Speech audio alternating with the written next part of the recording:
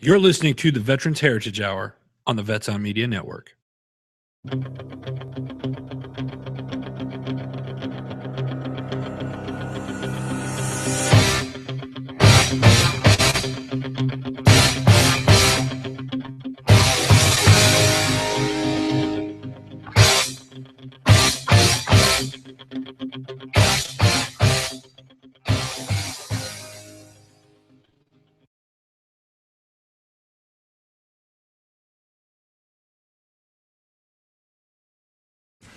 Before we introduce our today's guest, we want to update you on some upcoming shows. And David, who's next week?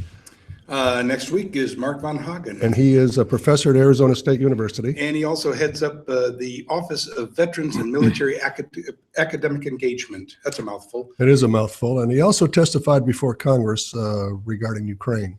Just recently. And so that's going to be wonderful to hear from him on that part of the world. He's taught there, he's been there, he's a specialist in that part of the world. And a fluent Russian speaker. And a very fluent Russian speaker as well. So we look forward to hearing from him, and he will be in studio. The week after that, on the 27th, I believe, we have Zach Bazzi calling in from Kurdistan. And Zach is a veteran, Iraq War veteran, and he runs affiliated and started an organization called Tent Ed. And they teach refugees from Syria in Kurdistan, and they erect tents and they provide school supplies to these kids. But he's also meeting with Peshmerga fighters, and he can update us on what's happening at the front, so to speak. Absolutely. Why don't you introduce our guest today? Well, this morning we've got Mr. Joe Galloway, and that name should ring a bell to a lot of veterans, particularly Vietnam veterans. He's an author, a journalist, a human being extraordinaire, great speaker. In fact, I think he's coming out to Phoenix, Arizona this fall, and he'll be coming in to talk, be a keynote speaker with the folks at the 50th anniversary commemoration of Vietnam War. So, Joe, are you on the line now? I'm with you. Fantastic. We owe you a big debt of gratitude, Joe, for all that you've done for all of us veterans, and your work is just tremendous for us, and thank you. My pleasure and my honor. Yes, sir. Where are you calling in from? Are you in South Carolina or North Carolina? North Carolina, the great metropolis of Concord. Concord. But you travel a lot. I kind of watch you on Facebook, and you travel the country. Yeah, I'm on the road an awful lot, half the time for the Vietnam War 50th anniversary commemoration project run out of the office of the Secretary of Defense. And I travel around the country doing film interviews with Vietnam veterans. And these are an hour to 2 hours in length. We have over 115 of them in the can already. They will be turned over unedited to the Library of Congress Oral History Archives. And our clips will go on our website, and eventually we hope to do an edit on them and put them on DVD and hand them out to high schools and junior highs all over the country. Oh, Joe, that's absolutely fantastic. In fact, we ought to introduce you to the whole concept of the Veterans Heritage Project, our sister organization, and where we take high school kids from all over the state. We have a couple of out-of-state programs as well, but the preponderance of the program here in the state of Arizona, and those high school kids interview veterans. They make a DVD while they're it's a video interview, and then after that interview is done, they write a story based on the interview. It's turned into a beautiful story, and then it's put together in a book called Since You Ask. And then that book and that DVD are submitted to the Library of Congress, much of the same process that you're going through. And our good friend, Colonel Bob Patrick, heads up that that effort at the Library of Congress. And we submitted to him our 1,000th interview just this past year. And he informed us that we were the Veterans Heritage Project was the single largest contributor of veteran oral histories to the Library of Congress. So we feel very, very proud of that. And we'll talk to you more about that at a later date, because we want to hear about you and what you're doing. I think you're coming out, speaking of the 50th anniversary of Vietnam War, you're coming out to, are you scheduled to come out to Phoenix this fall? I am. I think it's October 31st for some big dinner. Yep. Annual dinner of some sort, Yep. and I'm really looking forward to doing that. Well, I've been to several of those events over the last few years, and it is a wonderful, wonderful event. 300 to 500 people, veterans from all over the state, and certainly our area. So look forward to seeing you and meeting you finally face to face. Yeah, we'll do that. So tell us, give us a little background on Joe Galloway. How'd you get your start, and tell us some of the things you did and some of the places you went. You grew up in Texas, and then you got into journalism. Did you go to school for it, Joe, or?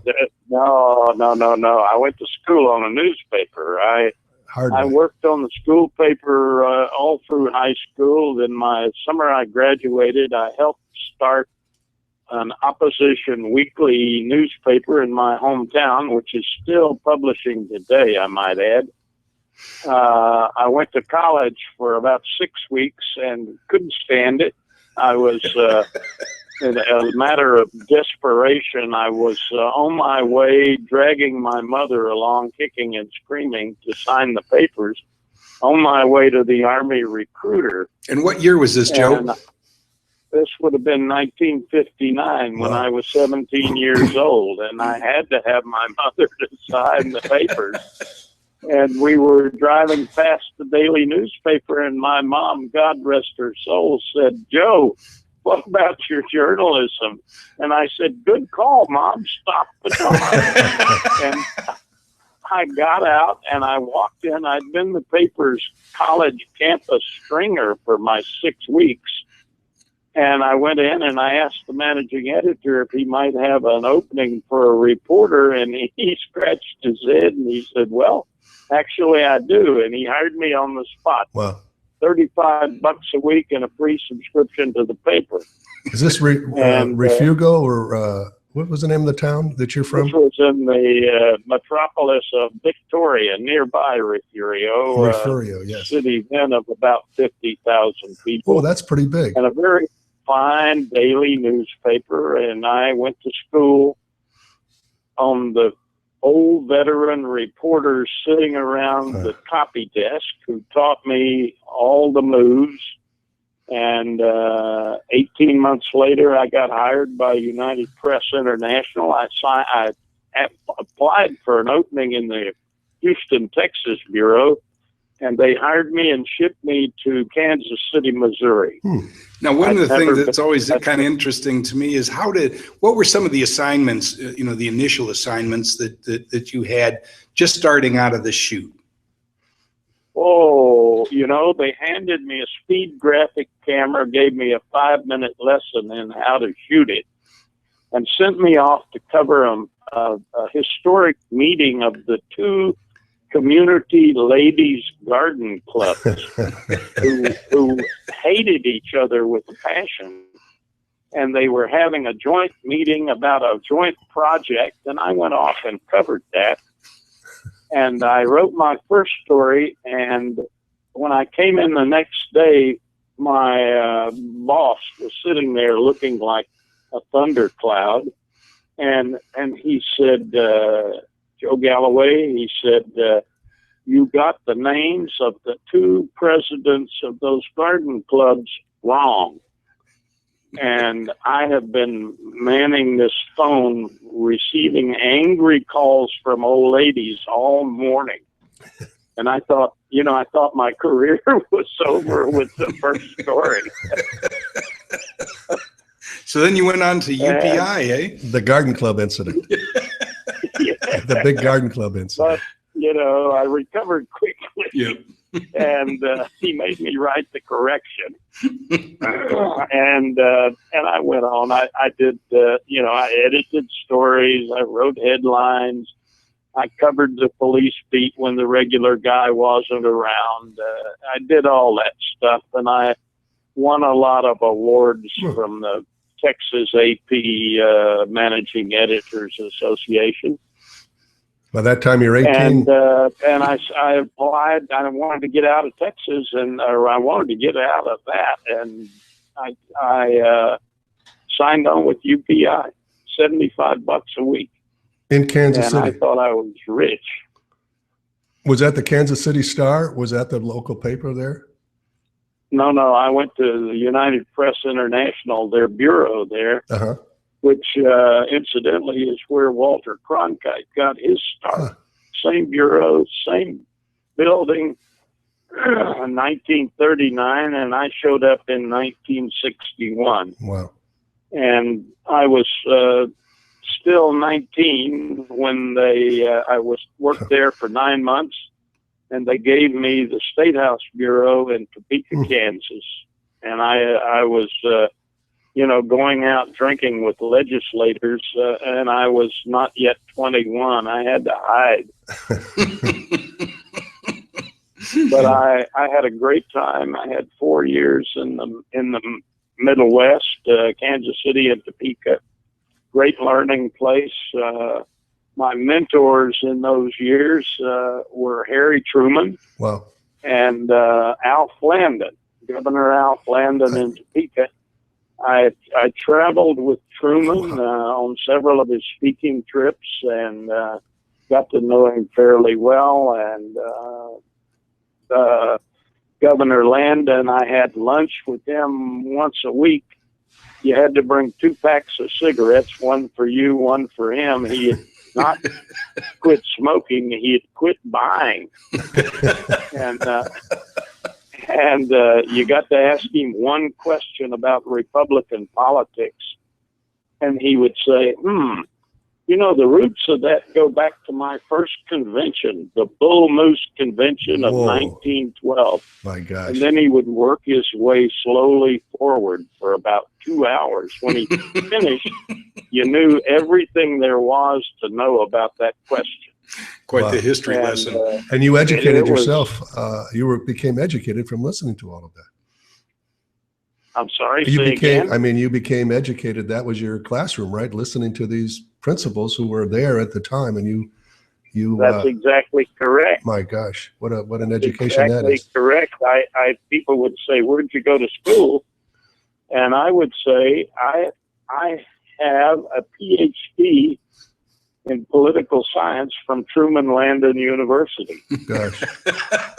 Wow, So this is 1961, and you find yourself in the middle of a war zone in the Idrang Valley in 1965. How did you get from point A to point B? Well, in 1963, I started reading stories from guys like David Halberstam Uh-huh. and Neil Sheehan Uh-huh. from a place called Saigon. Uh-huh. And the more I read, the more I came to feel that there was going to be a war there. It would become America's war. It would be my generation's war, and I wanted to cover it. And so I just drove my bosses slowly insane. I wrote a letter a week for 2 years, begging, pleading, threatening. And right after the 1964 election, which Lyndon Johnson won, by pledging that he would never send American boys to do what Vietnamese boys ought to do for themselves. Right. And since I came from Texas, I knew LBJ was a notorious liar. What, a politician from Texas lying? I'm shocked. Oh, yeah. I was home on vacation after the election. Just what now, Joe? You still with us?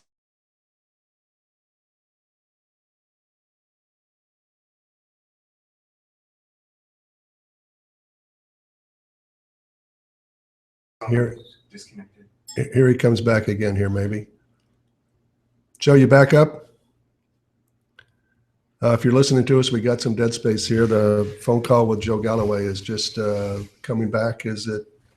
Yeah, we'll take a break right now. Let's stay tuned and see if we can get Joe Galloway back on time, back up with us. Stay tuned. You're listening to the Veterans Heritage Hour. We'll be right back.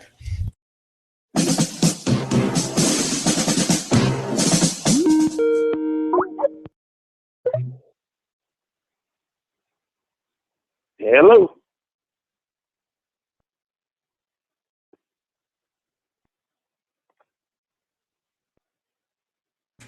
Are you still with us, Joe? Hello. Hey, Joe, are you still there? Here I am. Got you All covered, right. man. We All had a right. little break. Something happened in the phone line here. Let's wait, and we took a station break here, and now we'll get you back in whenever you're available. All right, I'm here. Okay, Stand by. Matt, when you give us the sign, and Matt will get us back online here.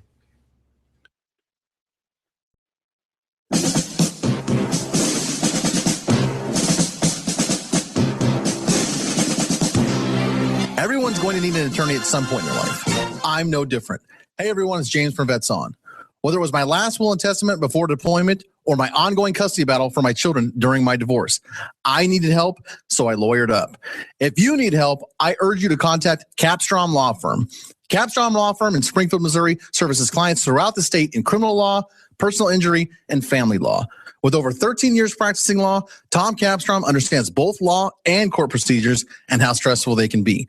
Let Tom Capstrom Law Firm and his dedicated staff take the stress and worry out of a difficult situation by calling him today.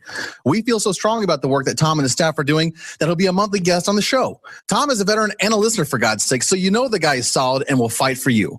Give Tom a call today by calling 417-864-0552 or email Tom at capstromlaw.com. And don't forget to tell him that Vets On sent you. The choice of a lawyer is an important decision and should not be based solely upon advertising.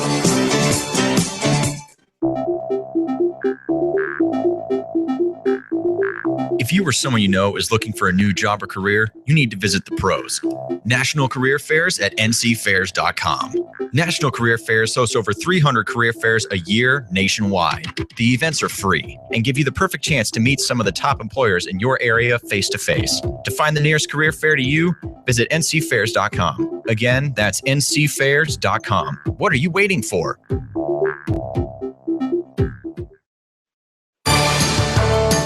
Veterans served us, now it's time we serve them.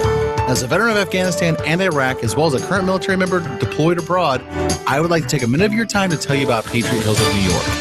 Patriot Hills of New York is a nonprofit organization providing support to veterans and their families. They partner veterans in need with over 65 health and wellness organizations, community groups, as well as philanthropic foundations providing no or low-cost services. They've helped over 400 veterans through confidential referral services, assistance with veterans issues, employment placement, as well as educational opportunities.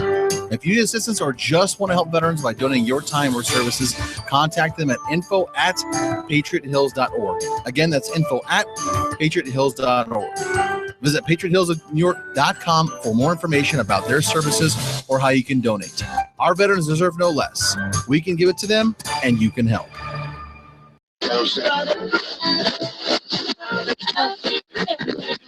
You're listening to the Veterans Heritage Hour on the Vets On Media Network. Hey, we're back with Joe Galloway. Joe, I hope you're still there. I'm here. Roger that. Great hearing. Great hearing. We got disconnected somehow. Listen, you talked about reading Neil Halberstram and Neil Sheehan, David Halberstram and Neil Sheehan, and I met both of those gentlemen certainly after the war. Were they writing for UPI at the time, or were they with the New York Times when you were reading them initially? Dave Halberstam was always with the New York Times in those years, Uh-huh. and Neil Sheehan was with UPI. And those were the stories that I had my eye on. I could read Neil's on the UPI wire, Uh-huh. and I read the New York Times when I could get my hands on it. So you would, And I was convinced there was going to be a war, and it was going to be my generation's war. And when I was a kid, I read the columns of Ernie Pyle Wow. from World War II. Sure. And I always thought, if if my generation had a war, I wanted to cover it, and I wanted to cover it like Ernie Pyle covered his war. And so I raised hell with them until they gave me a transfer right in '64. They transferred me from Topeka, Kansas to Tokyo, Japan, which was the Asia News headquarters for UPI. Sure. And as soon as I got there, I said, I want to go to Saigon. And the boss said, oh, he laughed. He said, I just sent a second man to Saigon. We'll never need more than that. And I just sort of figured he don't know what's going on. So I bided my time. And in April of 1965, right after the 1st Battalion Marines landed at Da Nang, I was on a plane to Saigon. I was only there for 2 days. I got my press cards, and I got on the old C-123 mail run plane and flew to Da Nang, and I was on my way. I spent my first 7 months covering the Marines. Did you get up to Monkey Mountain and all those places around there where the Marines eventually settled in, huh? Oh, that's all of it, and up to Fubai and north, and watched them build Chulai Airfield. Wow. They started off unrolling a PSP steel strip and putting a tailhook landing system on it and JATO bottles for takeoff. You're kidding me. And then every time they would land or take off, that powdery sand would go 5,000 feet in the air, and they'd burn up another pair of jet engines. The budget really took it in the shorts on that one. Gosh. That strip goes right out to the ocean, doesn't it? Was that right on the ocean, that Chulai strip? It was pretty close. Yeah. Pretty close. We ran a lot. In fact, I was on a Marine combat amphibious assault landing on the peninsula near Chulai when we went in there to clear that out so they could build a strip. And Wow. it's funny. I was this past weekend. I was in Las Vegas speaking to the veterans of the 1st Marine Regiment who landed in Chulai May 15th, 1965. And there were about 200 folks there for that reunion, and I spoke to them. It was a great time was had by all. Did you still remember? Did they remember you? Did you still have friends from that time? I had friends in there from that time and from subsequent wars that I covered.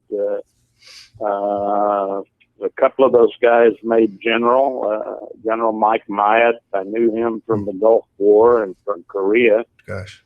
And General Bob Johnson, who was Norm Schwarzkopf's chief of staff in the Gulf War. Wow. And briefed quite often, briefed the press in Riyadh. And he introduced me at this meeting and talked about seeing me sitting out there in the audience, and they all knew me, and so I had a leg up. Wow. Of course, I had a leg up because I marched with Schwarzkopf in Vietnam when he was a brand new major. Wow. You spent 3 tours He there. remembered me, and I sure remembered him. What did you remember about him? Was he a blustery, tough guy then when he was a major? He was an advisor to the South Vietnamese airborne Ranger paratroopers, and I hooked up with him. They were coming out of a terrible battle they had fought near the Duc Do Special Forces camp in the Highlands, just across the river from the Ia Drang Valley. And he was very upset, very angry. He had had men wounded, Vietnamese troops wounded, and he couldn't get American helicopters to land and pick them up. So he was hot, and he didn't take kindly to stuff like that. Were they not picking him up because they were Vietnamese? Was that the issue? Yeah, pretty much. They were too busy to stop. Oh, Well, a lot of those special Never forces took- camps were at risk, and that's one of the reasons they formed a mobile strike force unit, a Mike Force unit, which that's where I spent my time in South Vietnam and around the area. And those camps down Duco and Duc Lap and Play Me and Play Jurang, all those camps Yeah, down all there. the Rank, Yeah. all Yeah. those wonderful spots. So you had been at the Ed Drang before the Battle of Ed Drang. You kind of knew about it from this experience with Major Schwarzkopf. Well, I knew that, and I also 3 weeks before the Ia Drang battle, I managed to get myself a helicopter buddy of mine flew me into Play Me camp when it was besieged by one of those North Vietnamese regiments. And I made the acquaintance of a major named Charlie Beckwith. Who, Oh yeah, that guy. Oh, yeah, that guy. whose name rings bells, you know. Yeah. I got this Texas Aggie helicopter, Huey pilot. The airspace was closed because they had it surrounded with a dozen of those Chinese 51 caliber anti-aircraft machine guns on tripods. Oh man. Like the guy They had said, you shot don't have to down- worry till you see the green tracers come through the fuselage. Well, Oh, you're off to a bad start. They had shot down 2 fighter planes and 2 Hueys, and they closed the airspace. But I talked this guy into flying me in there, and I bailed off that helicopter, and they threw some wounded Montagnards aboard, and a Master Sergeant Special Forces ran up to me as the bird left, and he said, "Sir," he said, "I don't know who you are, but Major Beckwith wants to see you right away." And I said, "Well, which one is he?" And he said, "It's that big guy over there jumping up and down on his hat." So I went over with some trepidation, and he was a very profane man, and he said words to the effect of, "Who the blankety blank blank are you?" And I said, "Oh, I'm a reporter." And he said, "I need everything in the whole damn world." He said, "I need ammo, I need medevac, I need food supplies. I would love to have a box of cigars and a bottle of Johnny Walker or Jim Beam. And what has the Army in its wisdom sent me but a godforsaken reporter?" He said, "I have news for you, boy. I don't need a reporter. I have no vacancy for one, but I am in desperate need of a corner machine gunner, and you're it." And my jaw fell open, and he kind of dragged me over to a bunker and gave me 10 minutes of instruction on the care and feeding of the 30 caliber light air-cooled machine gun and how to clear a jam, and gave me my instructions, which I could shoot the little brown men outside the wire, but not the ones inside the wire because they belong to him. And I should also keep one eye always on the other corner bunker machine gun, because that one was manned by the CIDG, which were South Vietnamese forces. And he said, "I don't trust them as far as I can throw you." He said, "So if they turn that gun around, take them out." the And I'm CIDG, yeah. processing all this information, and I said, "Yes, sir." And that was the beginning of 2 days and nights on that machine gun That's amazing. And a lasting friendship with Charlie Beckwith. with Charlie Beckwith, My and he and I saw him in Texas right before he died, and we had made a deal, a handshake, that we were going to write the history of special operations warfare from Desert One to today. And Wayne Downing was the general commanding Special Operations Command down in Florida, and we wrote him a letter and said we wanted to do this, and would he crack open the vault so we could get it, the historians and the material we needed to do the book. And we were waiting on Wayne's response when I talked to Charlie on a Sunday night, and he woke up dead the next morning. Oh gosh. And on the next day after that, I got a letter from Wayne Downing saying he'd be happy to cooperate fully with Charlie and me, and we were welcome to come on down and get started on that book. And we just never got it done because Charlie left too soon. We had a former guest here, a dear friend, Jim Kelsey, who was working with Major Beckwith and the British Special Air Service to create Project Delta, or the Delta Force. And he's on our show. Actually, he's going to be speaking at a commissioning ceremony today. And we want to welcome Matt Torres, who is our producer today, who's listening. And he's going to be commissioned this afternoon, Joe. So we got a brand new second lieutenant joining the ranks here this afternoon at ASU. Prior service fellow, as he may. Yes. And his speaker is Jim Kelsey, who was instrumental in getting Charlie Beckwith hooked up with the Special Air Service and forming Delta. It was a great operation. I got to tell you one little story about that siege of Play Me Camp. We're sitting around, and Beckwith's XO was a big African-American captain named Tommy Thompson. And I mean, this guy was very large and had hands the size of dinner plates.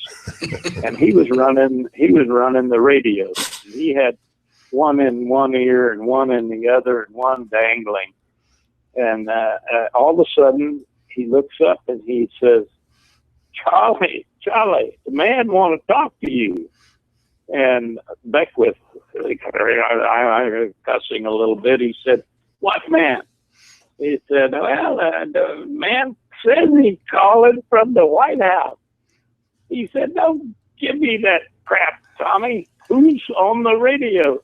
He said, "Man says he's the President of the United States of America." And Beckwith gets that Frick 25 handset, and he puts it near his ear, and God Almighty, it was Lyndon Baines Johnson. My gosh. Speaking from the White House, plugged all the way through to a Special Forces camp that was under a death watch siege by North Vietnamese regulars. And he's giving him the old, we thank you, boys, who's out there defending us on the frontiers of freedom. And Beckwith is moving that handset out to as far as his arm will reach. And we can still hear Johnson. and everybody is rolling around in the bunker just dying laughing. You can't make stuff like that up. Yeah, that's a great story. Oh, that's a great story. And that was about 3 weeks, you said, before the battle in the Ia Drang. So that's right. You obviously survived the siege of Play Me, and went into another siege of the Ia Drang. Did you? How did you get over with the Cav? Did that take much maneuver? Well, the Cav came in as part of our rescue at the Play Me camp. Oh, I didn't know that. And I was walking out to hook up with them. They were going to sweep the hills around the camp and pick up all the busted machine guns with their machine gunners' legs attached to the tripod by chains. Gosh. That was the NVA, how they were chained to those machine guns. I went to say goodbye to Beckwith, and he said, "Boy, you ain't carrying a piece."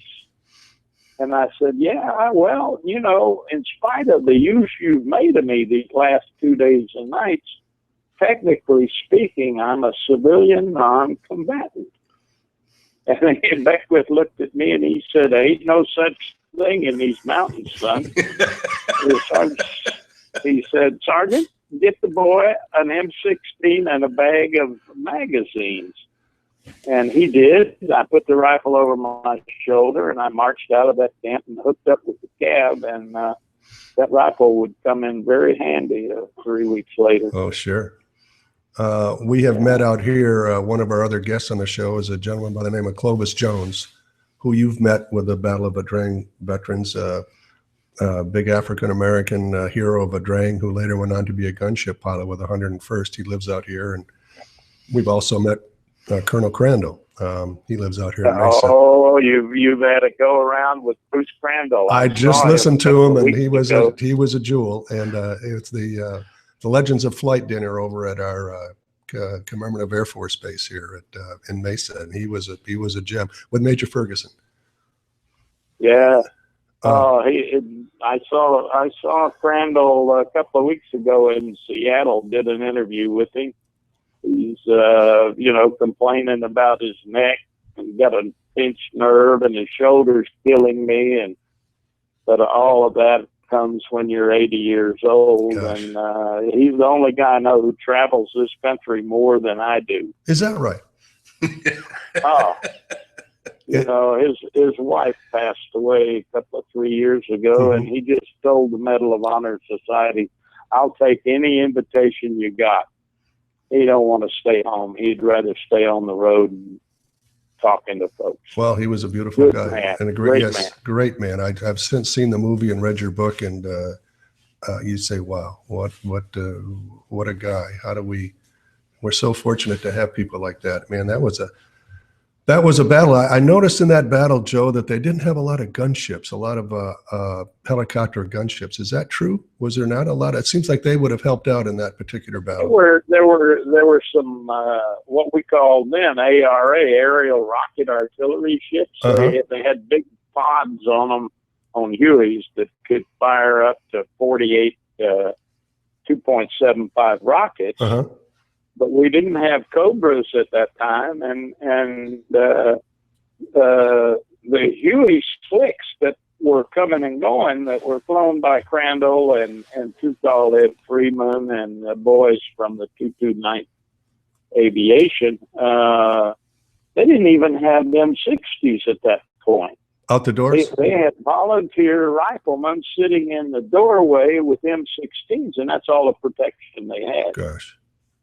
And they were flying in and out of there, just getting shot up like doll rags.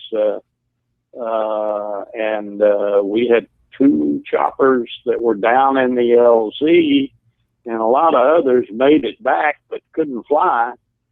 And I think Bruce Crandall told me that he changed choppers about 5 times. Oh, I didn't know that. The one that he came out on wouldn't fly anymore, and he would get out and switch to another one and fly back in. Gosh. And how did he? I mean, he must have taken hits in and out of that on every pass. Yeah, just about. Wow. Just about. There was a lot of lead in there. You got there, what, on the second day of the battle, Joe? No, I got there the first evening, right after. Oh, right dark. after. Oh, wow. And that lasted what? I had tried to, I got on the helicopter on the lift, going in on the first lift, and a guy came down the line and dragged me off to put a medic in my seat. I couldn't really complain about that. Sure. And I was really stomping up and down the line there at the brigade headquarters, cussing a blue streak. And Colonel Brown, the brigade commander, came out and he said, "Look, this is probably going to be a long, hot walk in the sun, and you ain't missing anything. If there's anything starts, I'm going out there and you can go ride with me." Well, it started, and he headed for his chopper, and I'm right in his slipstream, and we get aboard and we fly out there. No trouble finding that LZ. The smoke was 5,000 feet in the air and rising. And we circled around, and Hal Moore is waving him off. He's telling him, "Look, you land that command chopper with all those antennae here, you're going to have to walk home because they'll shoot it up real bad." And while he's talking, we're circling, and while we're circling, I look down, and an A-1E Sky Raider passes below us with 100 yards of fire and smoke streaming from it. And I watched this guy go into the jungle, and they're yelling on the cans, "Anybody see a shoot? Anybody see a shoot?" And it was my side of the bird. And I clicked that thing and said, "No shoot, no shoot." He rode it into the jungle. Gosh. And That must have been a 51 or something that got him that big bird. that was Captain McClellan out of Idaho, wife and 5 kids. Gosh. He's still in that jungle. The MIA POW folks contacted his widow some years back, probably 10, 15, and said they had a vector on where the plane was, and they were prepared to go in there and do the digging and recapture the remains. And but did she want that? And she, God bless her, said, "No, I don't think so. He died doing something that he really loved. He died supporting the troops in a famous battle. So let's just leave him rest there in peace." She said, "The Air Force took care of my kids, got every one of them through college, and let's leave him where he is." What a wonderful Memorial Day remembrance, Joe. We're going to take a short break, and we'll be back in about 2 minutes. You're listening to the Veterans Heritage Hour with Joe Galloway. Great stories, Joe. Stay by. Veterans served us. Now it's time we serve them. As a veteran of Afghanistan and Iraq, as well as a current military member deployed abroad, I would like to take a minute of your time to tell you about Patriot Hills of New York. Patriot Hills of New York is a nonprofit organization providing support to veterans and their families.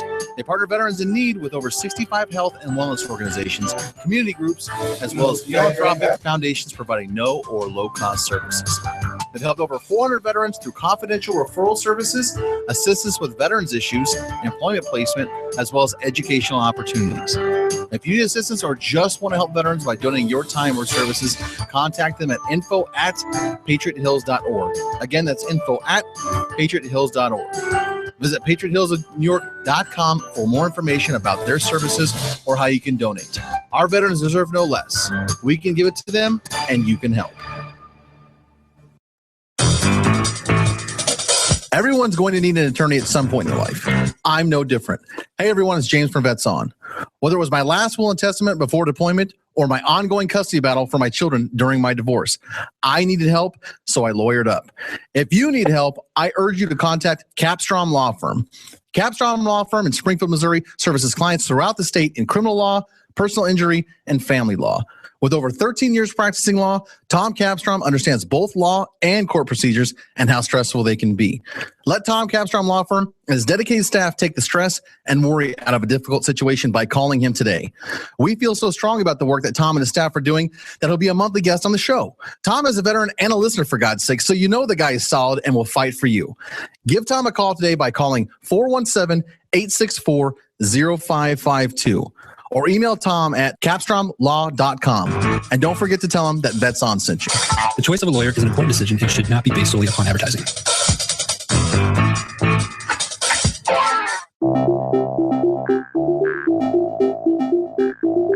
If you or someone you know is looking for a new job or career, you need to visit the pros. National Career Fairs at ncfairs.com. National Career Fairs hosts over 300 career fairs a year nationwide. The events are free and give you the perfect chance to meet some of the top employers in your area face-to-face. To find the nearest career fair to you, visit ncfairs.com. Again, that's ncfairs.com. What are you waiting for?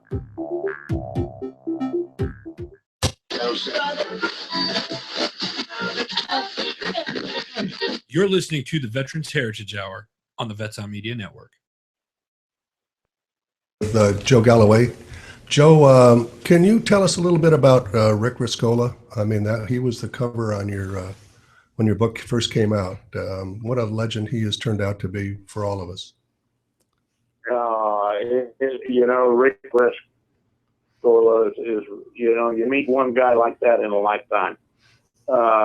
He's British born. He served in the British Army.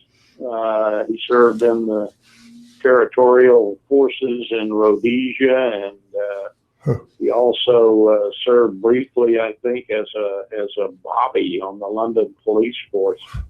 And I think he got bored, and he came over here because he thought we were fixing to get into a good war, and he wanted to stop it. And enlisted in the U.S. Army, and was immediately top of his class in basic, and got picked up for OCS and deployed to Vietnam with the CAV as a second lieutenant. Second Lieutenant?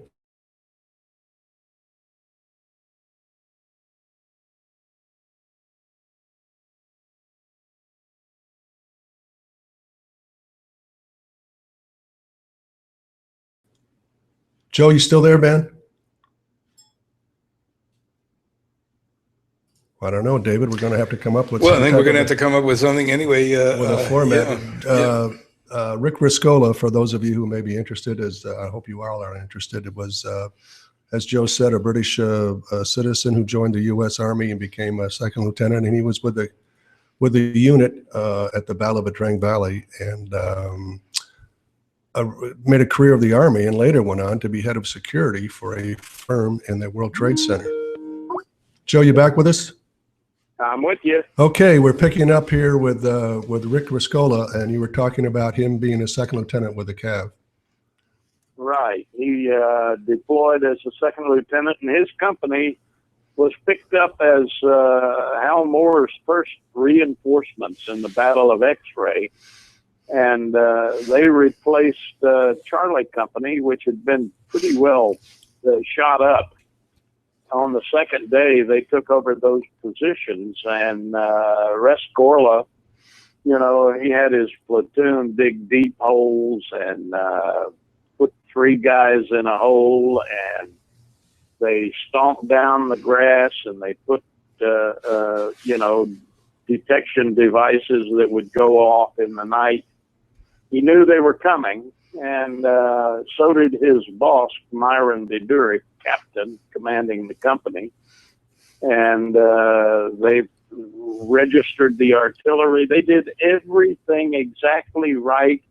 And when the enemy came in battalion size at 3 a.m., they cut them to pieces. And the enemy came in 3 human wave attacks, and they killed them all and suffered maybe 6 lightly wounded. Well, that was great. I mean, it's tactics. just classic infantry, brilliant tactics. And the great use of artillery. Great use of artillery. I mean, he had his fields of fire all locked in, and he was ready to hammer them when they came through, huh? Absolutely. They knew what was coming, and they knew what to do about it. And Rick earned a Silver Star there, and de Durik did too. Well, when the battle was over in X-Ray, we all pulled back to Pleiku, and the 2nd Battalion picked up an extra company to fill in for de Durik's company, and they marched off to a place called Landing Zone Albany and walked straight into an ambush, and 155 men were killed in 6 hours. Man, at Albany. I listened to Howard. It was a nightmarish battle, and they picked de Durik and Rescorla and their men, who had just staggered out of the X-Ray battle, as the reinforcements for this one, and landed them at night. That night of the 17th in Albany, when everybody was down in a hole, afraid they were going to be overrun, just deathly afraid. Everything that could go wrong had gone wrong. They had brought napalm in on their own troops. It was a nightmare, and Rescorla gets off the helicopter and comes stomping in, standing tall, saying, "Good, good, good. They've got us surrounded, boys. We can shoot in every direction." and he literally loaned his brave heart to those men. Gosh, And, I heard Howard K. Smith's son was there. Did you remember that, Joe? Howard K. Smith did a special on TV about that march from X-Ray to Albany. Exactly. I was on the trip back to the battlefield with Jack Smith, who I sad to say has passed away since then of pancreatic cancer. Rescorla just did a magnificent job. And he kept serving. I mean, he kept serving even all the way to the end, which kind of brings us forward as far as his story is concerned, up to 9/11. Absolutely. He stayed, he became a U.S. citizen after that tour. He went and got a law degree, and he taught for a while, and it all bored him. And he went to New York and hired on as a security consultant for Dean Witter Brokerage and in New York, and they had offices in the World Trade Center, South Tower. I forget, 30 or so floors of employees, Yeah. 2,700 people. And Rick was responsible for them. Man, And later they became Morgan Stanley. And, that was the building that was bombed in 93 by the Blind Sheikh and his boys. And Rick was a hero there. He was the last guy out of that building, choking on the smoke, and got all his people out. And then he went to Morgan Stanley's bosses and he said, look, this building is a target. They failed this time. They will come back. All your people live in New Jersey. Move the headquarters to New Jersey, build a low-rise, high-security facility, and everybody will be safe.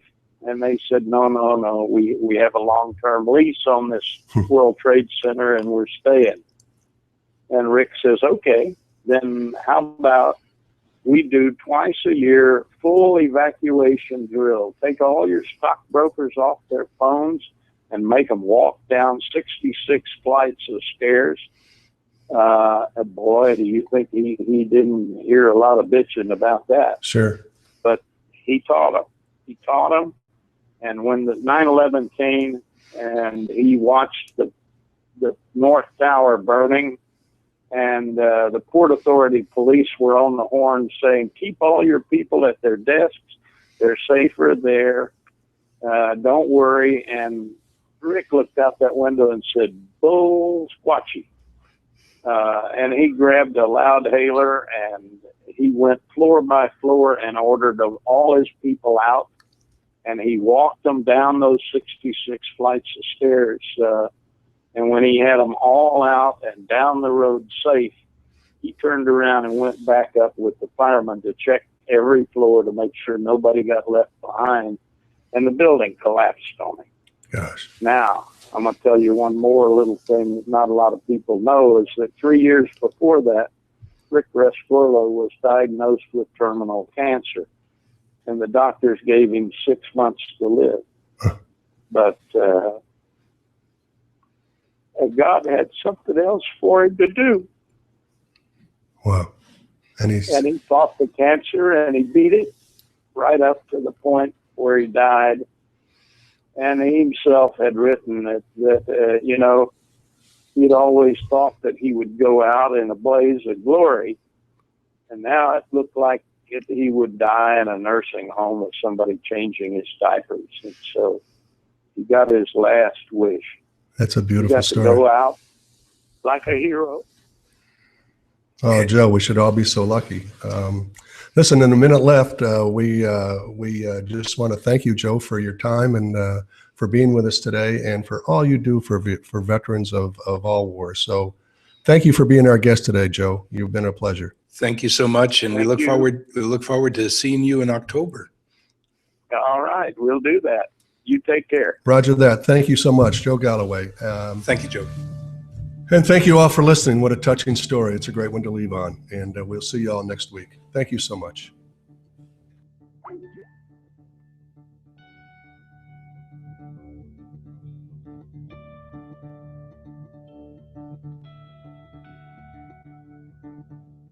Oh, say, can